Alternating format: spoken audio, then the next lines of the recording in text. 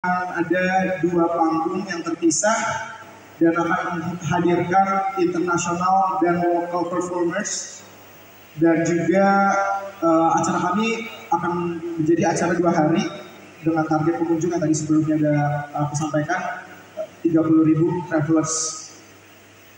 To the Adidas Covered Universe. Baik, mungkin banyak yang mau nanya nih, kenapa sih temanya Adidas Covered Universe? Mungkin kalau aku boleh jelasin sedikit, ini tuh inspired-nya dari pas lagi ngulik after movie tadi. Jadi kalau kita lihat after movie tadi, banyak orang-orang yang menjadi sebuah karakter dari beda-beda universe. Maksudnya beda-beda universe apa? Kita lihat ada karakter-karakter dari mungkin sebuah komik A, gitu misalkan komik Marvel. Ada karakter-karakter dari film-film kita pas muda, misalkan dari Disney. Kalau diperhatikan juga ada karakter-karakter game seperti The Sims, Mario, Luigi, dan sebagainya. Oleh karena itu mereka semua ini datang dari universe mereka masing-masing yang memiliki background cerita yang berbeda. Dan sepengetahuan kita atau apa yang kita biasa disajikan oleh apa yang kita konsumsi dari mulai film atau berita, untuk menyatukan sebuah universe itu kita we are dealing with a different time zone. Universe itu tuh sebenarnya sebuah alam yang beda-beda zona waktunya. Jadi bisa jadi ini dari future, bisa jadi ini dari yang lebih future lagi, dan lain-lainnya. Nah, untuk supaya bisa menggabungkan mereka semua di sebuah satu time zone, kita kan butuh mesin waktu. Nah, mesin waktu itu kan sekarang belum ditemukan ya, baru ditemukan di atau kapan nanti. Jadi makanya kita bikin event yang tema tahun ini very futuristic, supaya kita bisa explore universe tersebut dengan tema Undiscovered Universe yang akan dihidangkan oleh Slimmer Dance. Dan tahun ini kita akan fokus to upgrade the ongoing production which with euphoria and every heartbeat pulses with cosmic bliss. But joy is just the beginning. Venture into the untamed chaos of the portal of rage, where fury and passion switch like a stone, igniting the fire that consumes all who dare to face it. As the flames subside, the shadows of the portal of fear opens, a realm where the darkness whispers, and every step is a dance with freedom, pushing the boundaries of courage. Then, descend into the portal of song, a haunting expanse. Baik. Why Portals of Galaxies? Oke, balik lanjutin storytelling yang tadi. Karena untuk transisi ke beda-beda universe kita butuh portal. Nah, ini portal-portalnya nih. Supaya kita bisa time traveling, supaya kita bisa jump here, jump there dengan waktu yang cepat. Jadi kita akan memiliki 5 portal. Portal of Joy, Portal of Sorrow, Bliss, Rage, and Fear. Di masing-masing portal itu akan menghidangkan ambience dan mood yang berbeda, dan akan memiliki sebuah activity dan engagement program yang berbeda, yang dimana juga bisa ditapin oleh brand partners yang akan berkolaborasi dengan kami.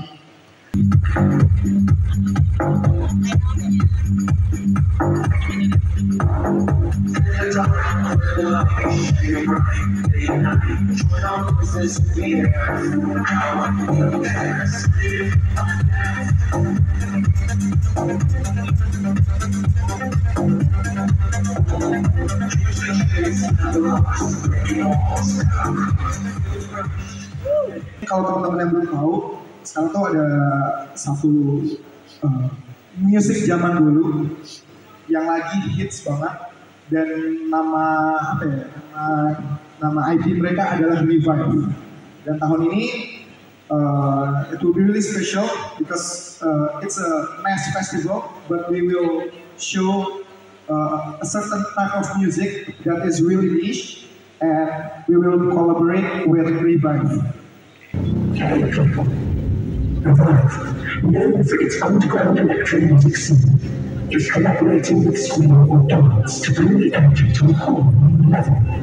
Join us on November 1st for a back-to-back set featuring tunes to Tavares and Rookie Area 1. This will be the first stage trajectory built into the DJ surrounded by a crowd, creating unmatched harmony. And don't forget to wear the best Halloween costume. With more amazing DJs lined up, the Revive special stage will keep the energy high all night long. Don't miss this epic collaboration. See you on the underground electro music scene, school or dance. Vena dari House Entertainment mewakili Revive. By the way, sebenarnya hari ini harusnya ada Kang Wiki ya, Wiki Wiryawan yang hadir di sini untuk jelasin sedikit tentang Revive. Tapi karena beliau berhalangan hadir, makanya aku hadir di sini untuk menggantikan beliau. So, sebelumnya yang tadi kalian lihat di screen yang besar itu adalah ikonnya Revive. Kalau misalkan SOD punya The Messenger, Revive juga punya icon. Sebenarnya dia udah punya nama ya, tapi ini yang kita pakai buat internal aja nih. Kita belum pernah spill keluar. Namanya kita sering sebut dia tuh Rafifah. Cuma ini bukan nama yang mau kita spill keluar ya. Jadi ini cuma internal doang biar gampang menyebutnya. Nah, kalau misalkan kakak-kakak semua yang di sini mungkin ada yang pernah dengar tentang Revive, ada yang mungkin belum pernah dengar atau bahkan ada yang mungkin pernah datang ke eventnya Revive. Nah, aku mau ngasih tahu sedikit nih tentang Revive itu tuh sebenarnya siapa sih? Revive itu apa sih? Nah, jadi Revive itu adalah sebuah series event yang menjadi wadah ingin menjadi wadah bagi teman-teman tuh yang merasa terdisconnect lah dengan budaya mainstream zaman sekarang. Nah, dengan dipelopori oleh House Entertainment dan kita juga dipandu sama Wingky Wiryawan, akhirnya Revive ini mampu menciptakan ruangan untuk teman-teman yang tadinya terdisconnect dengan budaya itu jadi terkonek kembali dan dapat menemukan sesama individu yang memiliki pemikiran yang sama dengan mereka. Jadi di Revive ini kalian bisa lebih bebas berekspresi. Sebenarnya adalah konsep yang menghadirkan kembali gaya party zaman 90-an. Cuman kita kemas sedemikian rupa, semenarik mungkin supaya bisa dinikmati sama anak-anak muda zaman sekarang.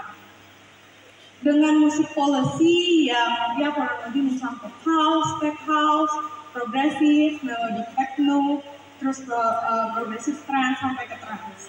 Tapi kita tetap mencari keseimbangan dengan di antara mainstream dan top 40. Jadi itu juga yang menjadikan si Revive ini tuh unik karena kita mencampurkan kedua musik tersebut. Revive itu kita udah berjalan sampai volume ke-12 yang kita sebut tuh sebagai Revive Anniversary. Kemarin kita adakan di Jogja.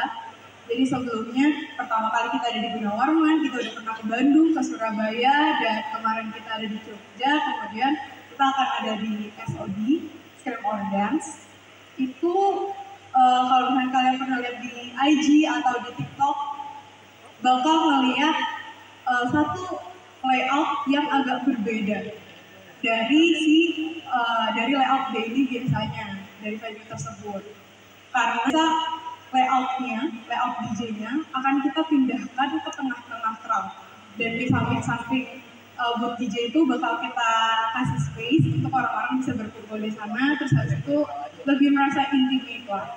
Jadi itu sedikit tentang Revive. Tapi nanti aku bakal kasih satu video yang bakal menunjukkan Revive itu biasanya kayak gimana sih eventnya. Halo media. Ini adalah Atsi, line up baru kita di Revive, dan dia juga bakal main nanti di Revive SOD. Boleh perkenalkan sedikit tentang diri kamu, Atsi? Makanan favorit? Nggak kayak gitu. Halo semua, saya Atsi, biasa dipanggil Atsi. Yang tadinya berkarir sudah lumayan early dari 14 tahun yang lalu hingga sekarang. Dan saya akan tampil di Revive untuk tanggal 1 November nanti bareng sama SOD dan ya, kasih thank you. Boleh nggak nanya sedikit nih sih, kenapa sih kamu tuh akhirnya mau nih main di Revive? Kenapa mau main di Revive? Iya. Yang pertama karena diajak ya dulunya. Dan yang kedua karena emang menarik sekali karena Revive selama ini membawa konsep yang lumayan seru gitu dia jadi satu dengan crowd yang lain. Dan menurut saya emang ini salah satu movement yang sangat penting gitu, apalagi mereka berusaha menawarkan sesuatu yang non komersil nowadays, di mana semua orang berusaha untuk yang mereka mainin lagu-lagunya mereka dan apa yang ada di demand yang sekarang. Buat teman-teman media yang penasaran sama event Revive, yang mau ngerasain vibes-nya Revive, please come to Scream or Dance di special stage-nya SOD di tanggal 1 November. So, thank you. Dan daripada gue yang jelasin, gue sini pengen ngajak untuk lo semua untuk lebih memahami sebenarnya dampak apa aja yang pengen diberikan oleh Scream or Dance kepada komunitas-komunitas. Dan supaya ini lebih terjelaskan lagi, langsung aja gue pengen undang Head of Marketing Communication dari Scream or Dance. Please welcome dan tepuk tangannya buat Maulana Rizky. Oke, dilakukan oleh Music Festival. Music Festival adalah salah satu pemasok sampah terbesar dari semua acara entertainment, yang dimana kita bisa lihat di sini salah satu festival musik bisa menyumbangkan sampah kurang lebih 60 ton, yang dimana terdiri dari beberapa case. Salah satunya adalah plastic waste dan terdiri dari beberapa sampah lainnya ya. Ada food waste, ada plastik, ada electrical, dan ada organic waste. Nah, kita bisa lihat dari data yang sudah kita kumpulkan, plastik adalah salah satu sampah terbesar dari festival-festival musik. Di sini, Scream or Dance hadir untuk menyelesaikan masalah yang ada. Kalau pepatah bilang berani berbuat, berarti berani bertanggung jawab lah. Ini adalah salah satu rangkaian tanggung jawab kita untuk bumi yang ada di Indonesia. Jadi kami akan berkontribusi dengan Sustainability Living, yang dimana kita berkolaborasi dengan salah satu NGO dari Yogyakarta, namanya Taktik. Jadi salah satu NGO yang fokus untuk di plastic waste. Jadi kita akan berkontribusi dan berkolaborasi dengan Taktik. Mungkin teman-teman bisa lihat di sini, kita ada satu campaign yang kita bikin sama Taktik, yaitu adalah Books for Kids. Jadi mana kita kumpulkan sampah-sampah dari Scream or Dance, sampah-sampah road event Scream or Dance, maupun sampah-sampah dari another festival music. Kita kumpulkan untuk kita menjadikan cover buku dan kita jadikan buku yang bisa dipakai lagi. Jadi mana dari sampah plastik dan sampah kertas ke anak-anak yang berkebutuhan khusus. Dan kita akan berkolaborasi juga sama beberapa NGO yang fokus untuk pemerataan pendidikan yang ada di Indonesia. Jadi bukan hanya kita membuat festival malam saja, nightlife menjadi our consideration, tapi kita juga berkontribusi cukup besar untuk pendidikan dan lebih tepatnya adalah di plastic waste. Highlight yang kita akan meng-highlight 3 poin besar, yaitu adalah udara, sampah plastik, dan sampah laut. Jadi itu ada teguh kita punya visi misi untuk sustainable living. Kita berkolaborasi dengan Bumi. Bumi sendiri salah satu NGO baru yang dimana bumi berasal dari 2 suku kata, yaitu bumi dan bahasa Sakerta, planet yang kita tinggali bersama, tetapi juga mi yang mengartikan kita, jadi bumi kita bersama.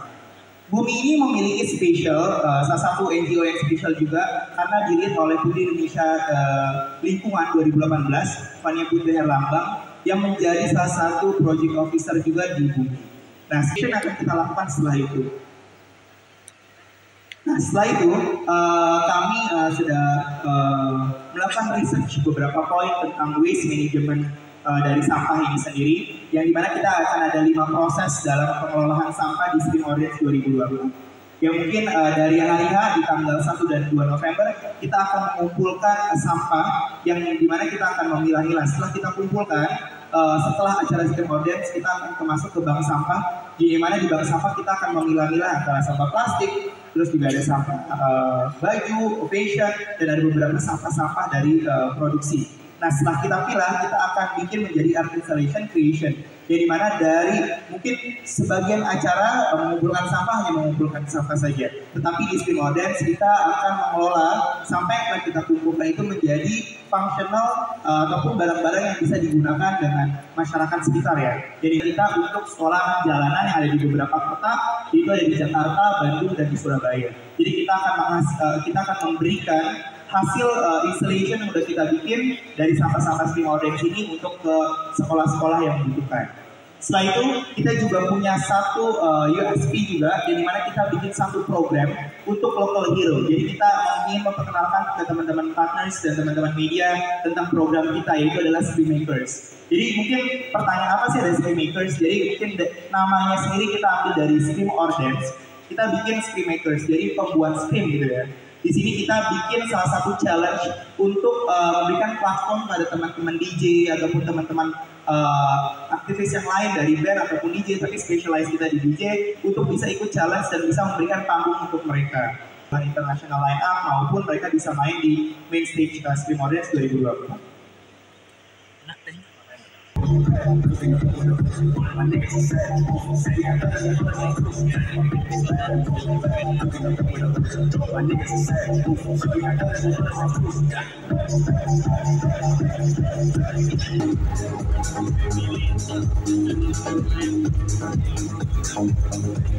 Performer internasional. Untuk Scream Audience tahun ini yang akan terbagi 2 hari dan 2 panggung tentunya. Lalu untuk pertanyaan kedua, apakah akan ada band lagi atau tidak? Nah, untuk tahun ini kita akan lebih mau deliver hal yang lebih spesial. Mungkin kalau teman-teman media ada di tahun pertama dan tahun kedua, kita di tahun pertama menghadirkan Rosa featuring Clean Bandit, walaupun Clean Banditnya waktu itu di JSF ya. Lalu di tahun kedua kita bawa Inquisitive featuring Barnes dari Samson. Nah, di tahun ketiga ini kita akan ada penyanyi, tapi kurang lebih konsepnya lebih seperti itu. Jadi mungkin dia sebenarnya band, tapi kita cuma bawa live PA-nya aja, jadi dia nyanyi aja.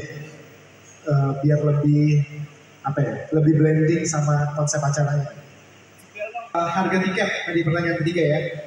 Harga tiket kita mulai dari yang early entry itu 300 ribuan, yang daily early entry, tapi itu belum kita publish. Sampai yang paling mahal itu yang VIP 2 days itu sekitar 1,8 plus belum tax and service. Itu kalau harga normalnya ya, bukan harga resale-nya. Lalu untuk pertanyaan keempat,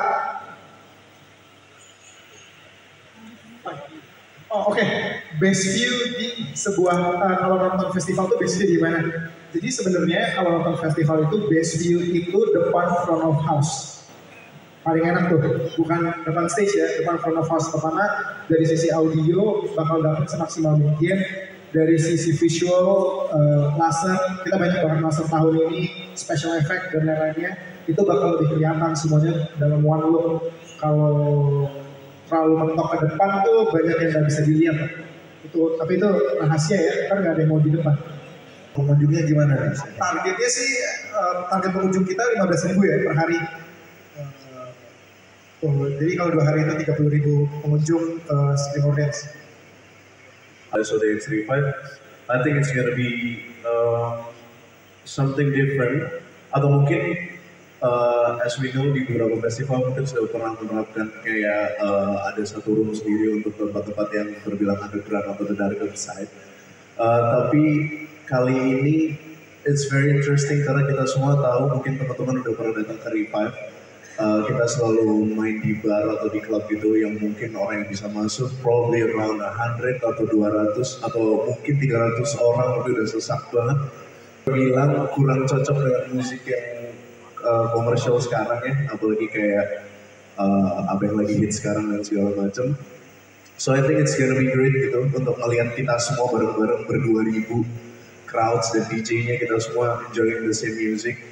Dan ya, finally, apalagi saya sebagai performer gitu, finally I can play something yang divine gitu. Untuk sekelas festival, jadi